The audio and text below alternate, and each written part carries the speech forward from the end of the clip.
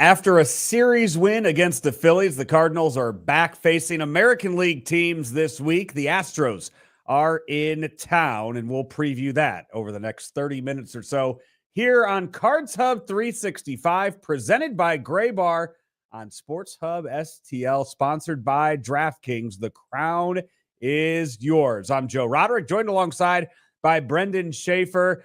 B-Shafe, you and I talked yesterday morning before the Cardinals went on a tear offensively, scoring 7 runs against the Phillies and knocking out Zach Wheeler. Wins this past week against Zach Wheeler, Aaron Nola, and Paul Skeens. And I for the life of me, could not remember the names of the pitcher that beat them for the Pirates on Monday. But that's just, I guess, the way this season's going to go. Hey, that's at least the way that it's going so far, and you can take the positives from that, I suppose, being able to contend and tangle with those really good arms.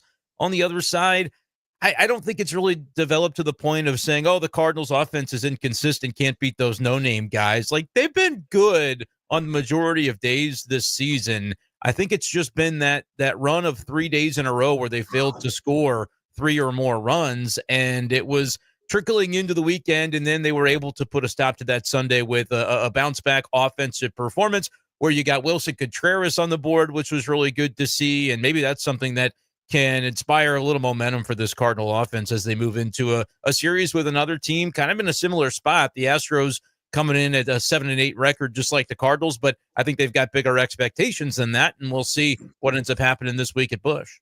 Bigger issues too. I think if you want to dig deep, I mean, we could sit here and complain all we want about how much better the Cardinals record should be. The Astros, it seems so far offensively, they are really, really missing Kyle Tucker and Alex Bregman in that lineup. You look at the offensive numbers they put up, you look at the slugging numbers they put up, and it is just grossly apparent that they are missing 2 of their top 4 hitters in the lineup from last year. Yeah, and it's, one of those things where they were trying to kind of rework their roster on the fly. I don't really know what the payroll implications were, but they clearly thought they weren't going to be able to re-sign Kyle Tucker, and so they say, let's trade him and get something for him now. But that hurts you in 2025, where he's performing really well for the Cubs, which is kind of a thorn in the Cardinals fans' sides at this point. But the Astros, not having to face Tucker this week is maybe the blessing that the Cardinals pitching staff will be looking for to maintain some of the momentum that it found over this last turn through the rotation. I know that there have been times already this season, Joe, where we've looked at the Cardinals pitching staff and said that's going to be the thing that holds them back this year. Kind of quietly, though, over the most recent turn through the rotation, they were able to stabilize in a lot of major ways. And we'll obviously see now as they turn things back over and add a new member to the rotation later this week, if Sonny Gray and company are able to kind of keep that momentum riding. That's one of the things I want to talk to you about. Chris Pelican and I kind of looked at it yesterday during the post-game show after Matthew Liberatore's outstanding performance yesterday, 6 innings pitched, 3 hits allowed, and kind of looked at it. It's like, okay, that's 3 times through the rotation now. You've had some really good, you've had some really bad, but 3 times through, you can kind of start building your opinion even more on these guys. It's not just some harsh one and done type of opinion that you're looking at. And I have to say, overall, 15 games in, 3 times through the rotation, this rotation is a lot better than I think I would have expected them to be looking back at this team in February and early March. Yeah, it's interesting because if you just look at the starters' ERA to this point, they're tied, or no, they're sitting in 24th by their lonesome with a 4.58 starting rotation ERA. But you also say they're pretty early in the season to where 2 really bad outings, one by Miles Michaelis, one by Eric Fetty, collectively dragging those numbers down. You can even remember a moment with Sonny Gray giving up a grand slam on a day where he otherwise would have had a really solid outing. And I recognize that you can't just take away those from your data sample and say, oh, this is what they are. It's not this other thing that's more all-encompassing. But they played 15 games, and you can say for 12 or 13 of those games, the starting rotation has done a pretty good job of keeping the Cardinals in it. The 4.58 ERA doesn't jump off the page, but if I went line by line for all of these starting pitchers, I think for 4 of the 5, you could see, which we did before the season, Joe, and we thought, is this a little bit aggressive saying that 4 of these 5 might have an ERA around 4 or even below? But I think with what we've seen from the guys we're talking about 3 times through, it seems plausible that they're going to be able to kind of handle that load. They got to consistently keep going 5, 6, and sometimes 7 innings. I think that's an important facet of this, especially as you welcome in Steven Matz to the fold and you take him from that bullpen group. It's going to be different with a 6-man rotation if they go through with that. But I think the situation right now for the rotation is that maybe on a collective whole, we underestimated it as they were going through turn 2, saying, this isn't a group that's going to be able to get the job done. They've done okay. I mean, maybe better than okay in some regards. You said if they go through with it, do you think they change their mind? No, I mean, look, I'm not 100% certain, but they have basically described it as full steam ahead, and they set up Steven Matz in the last outing that he pitched to try to approach 50 pitches, get stretched out a little bit before plugging him in on Wednesday afternoon against the Astros, I believe is still the game plan. Might get a little bit more of a solidified plan from Ollie Marmol this afternoon on that front. I don't know. Joe, it just seems like one of those things that I understand why they want to do it. And I understand Steven Matz deserves an opportunity to be back in the rotation. And I think he could potentially help you in that role. As you're through the month of April, you're looking at trying to manage the workload for starters to keep them healthy all summer. April is the month, Joe, where a lot of those starting pitching injuries do crop up. So all of that lines up towards saying, you know what, actually is a reasonable approach the Cardinals are looking to take here, at least in the short term.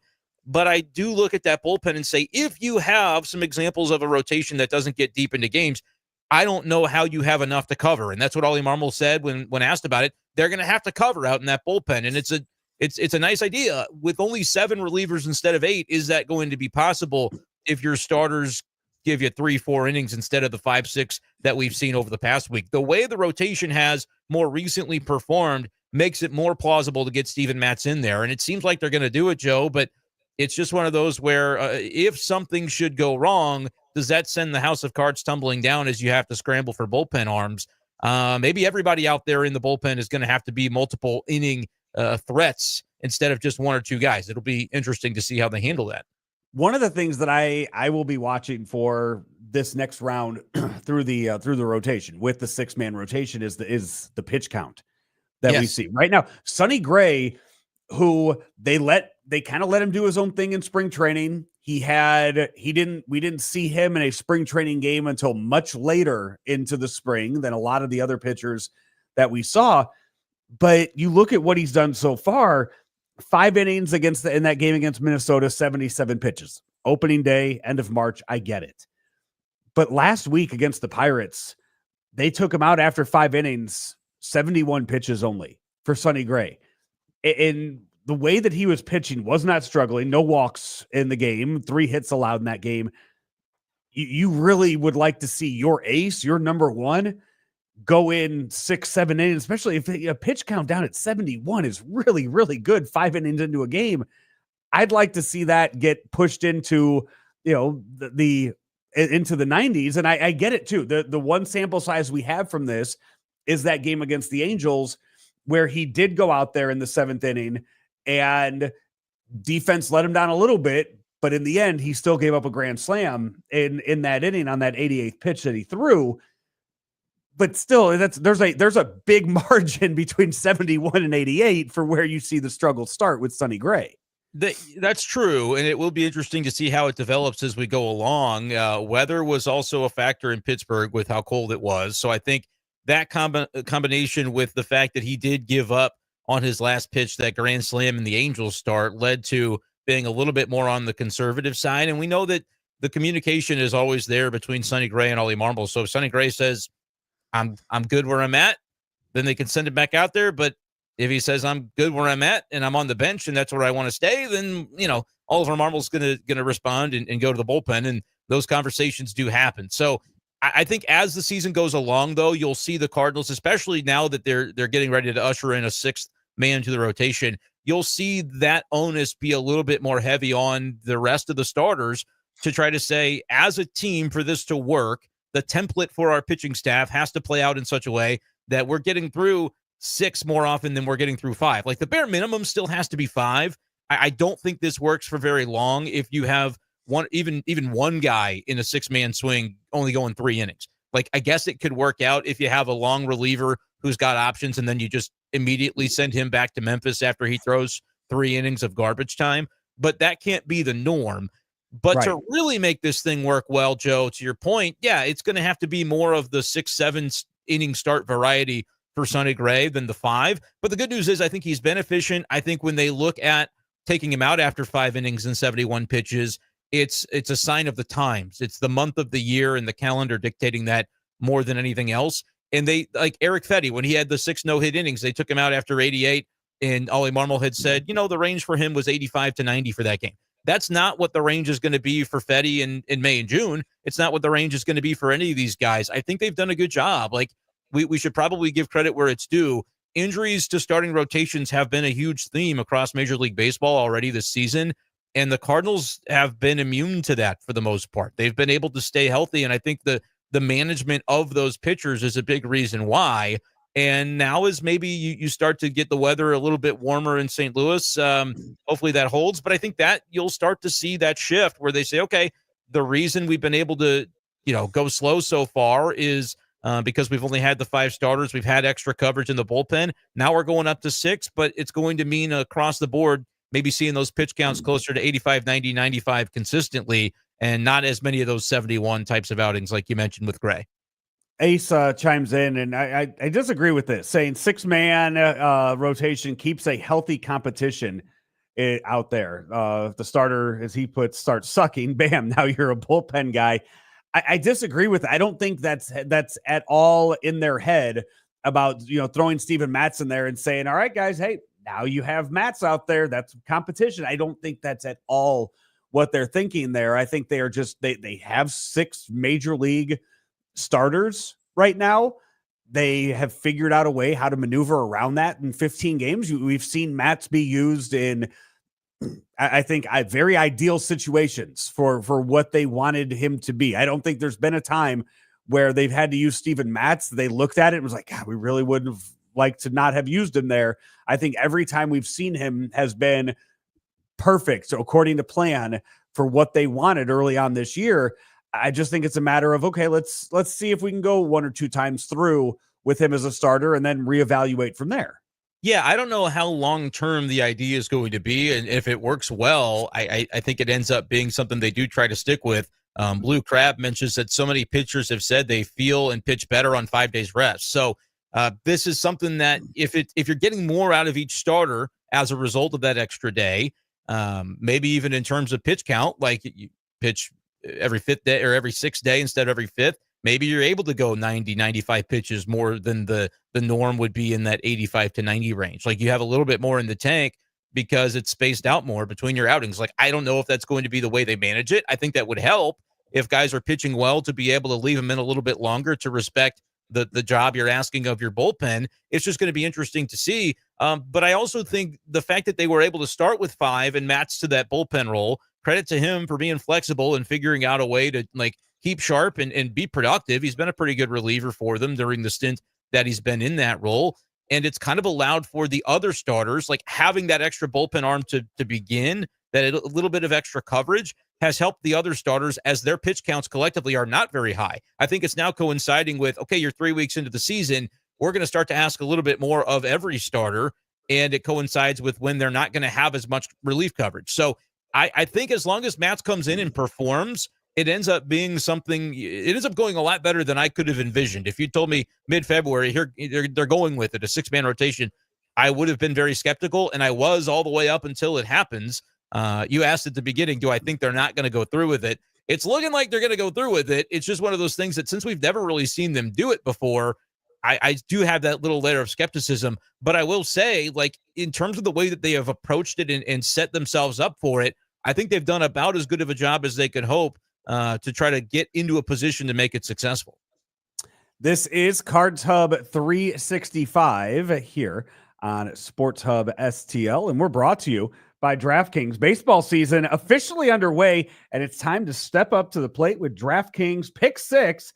Think of DraftKings Pick 6 as your fastball right down the middle. It's the easiest way to play for cash and take a shot at a big win. Download the DraftKings Pick 6 app. Use code STL Sports. That's code STL Sports for new customers to play $5 and get $50 in Pick 6 credits. Better payouts, bigger wins, only with Pick 6 from DraftKings. The crown is yours. Gambling problem? Call 1-800-GAMBLER. Help is available for problem gambling. Call 888-789-7777 or visit ccpg.org in Connecticut. Must be 18 and over. Age and eligibility restrictions vary by jurisdiction. Pick 6 not available everywhere, including New York and Ontario. Void where prohibited. One per new customer. Bonus awarded as non-withdrawable Pick 6 credits that expire in 14 days. Limited time offer. See terms at pick6.draftkings.com/promos. One of the things, Brendan, that you'll see down at Busch Stadium tonight, I would assume, even with the lefty, Framber Valdez on the mound, is Brendan Donovan in the lineup. One of the best start so far to his career. And I don't know if you caught any, this would have been back in like February, early March. One of the shows I did with Ryan Fagan, we kind of went back and we looked at Ben Zobrist's age 27 season. Which is what Brendan Donovan is this year. And knowing the flexibility of Brendan Donovan defensively and knowing the type of hitter that the Cardinals would like him to be, we looked at all of the compatible stats and looked at whether or not Brendan Donovan could have a Ben Zobrist type season at age 27. And right now we're 15 games in. Brendan Donovan, 7th in all of baseball with a .350 batting average and currently on a 9-game hitting streak. It really has been just quietly a really, really good surprise so far for the Cardinals start.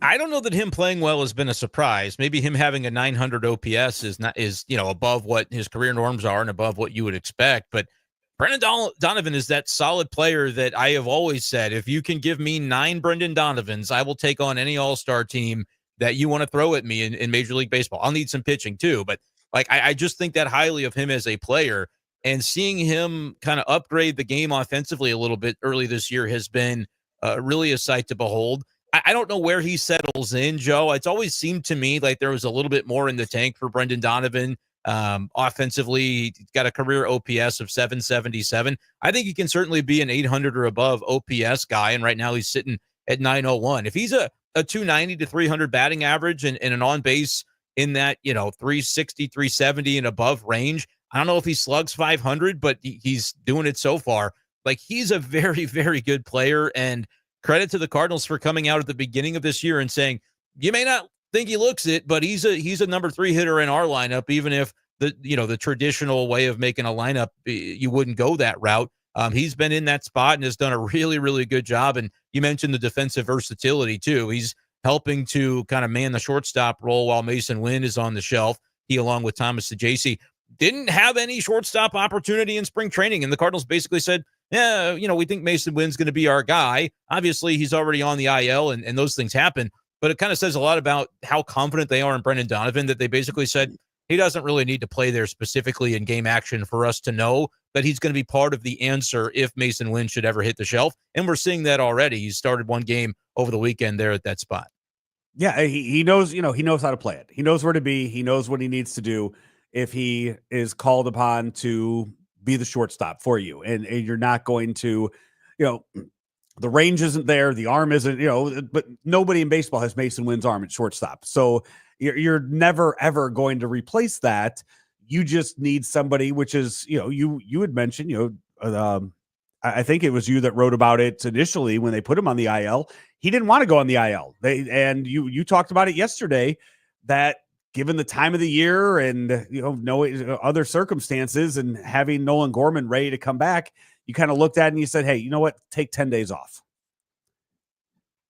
Yeah, I mean, that's pretty much been the case where I think Oliver Marmol Saturday morning was talking with the writers and was asked about a timeline for Mason Wynn. And it was sort of a deal where 4 to 6 days, typically he's back to kind of doing activity and being good to go when the back flare up happens. They dealt with this last year, so they kind of know what it looks like. But if it's on the long end of 4 to 6 days, that's almost the length of a 10-day IL stint. If it's on the shorter end, okay, you could have had Mason Wynn for an extra few games that you didn't, but it's not July, it's April. And there was a lot of conversation about making sure he's ready for the long haul. Even if, Joe, he can't play the 162 games, that we were hoping to see him play this year because of this IL stint. Maybe he misses 10 and it plays 150 still, despite having a full stint on the IL. Like, that's possible, I think, for Mason Wynn if they can get out in front of the back issues. Can they do that reasonably? It's kind of hard to tell. Like, he's going to grind and do everything possible, but I think even though he is a young player, the back thing is recurring, and so they're always going to want to be careful with the maintenance on that. But ideally, Joe, by getting way out in front of it in April, when the weather is warmer and you're a little bit more able to kind of be in the rhythm of a season in June, July, you have a similar instance of this and he misses a game instead of 10. Like, I think that's the hope with why they're handling it the way that they are. And it's not ideal for sure, because he was really starting to pick it up at the plate. But it is one of those things where you look at and say, well, at least now we're going to have an idea for what does it look like when Brendan Donovan's playing shortstop? What does Thomas Saggese at the big league level look like at that spot? You get a little bit of a glimpse at that without necessarily hampering you in the long haul. It just kind of stinks that you're losing Wynn, and Ivan Herrera, I think, has been kind of coinciding his absence with the little bit of a downturn offensively for the Cardinals. He was so hot when he was playing. So you're losing a couple of your key right-handed bats right now. It's going to be up to the rest of the guys to be able to see it through, but it's better to do it now, I think, than July. That was the way that the Cardinals kind of viewed it. In 10 days, they feel like he should be back at the minimum, which basically Nolan Gorman was from his injury too. Let's look at the tonight. It's Framber Valdez, the lefty, on the mound for the Astros. You don't have Mason Wynn. You don't have Ivan Herrera. What do you think? What do you think Ollie goes with for the lineup tonight? I mean, I think you'll probably see Saggese in there back at short, because you don't necessarily have to fit all your lefties in the lineup. Like, will Gorman start or not, I think is an interesting conversation, because if you put Saggese at short, you can go with, second base for Brendan Donovan, and, maybe you DH a right-hander as well. Luken Baker's been a DH against lefties. We've seen that. So I think probably something to that end, Joe, is what you end up seeing, and we'll see what ends up happening with it. I think they're going to oscillate, though, Brendan Donovan and Thomas Saggese when it comes to that shortstop role. And I don't know if defensively they view it's just like you said, nobody's going to be Mason Wynn. And so let's not get caught up in, trying to replicate the best possible defense. They're going to put the lineup together based on offense and say Saggese, Donovan are both athletes. When they have to handle shortstop, they'll handle shortstop. Yeah. And that's more so. I wonder, we've seen in that two spot, we have seen a little bit of a rotating, we've seen Luken Baker there. We've seen Jordan Walker there. We've seen Alec Burleson there. Tonight against the lefty, you saw Jordan Walker hit his second home run of the season yesterday. Yeah.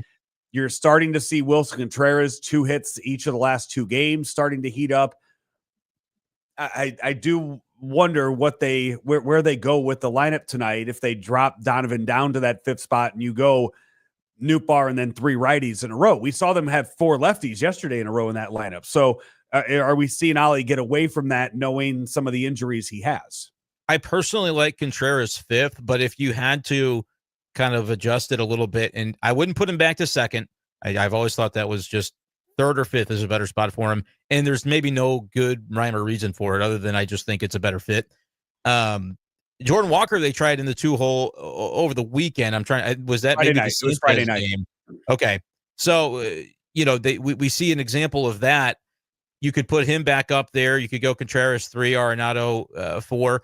But I think also having the spot where you do go righty, having that be the middle guy of that sandwich, if you will, be somebody that you feel okay taking out later in the game is also a way to do that. And offhand, I'm trying to envision the way that might go. They may not have a great perfect answer for that.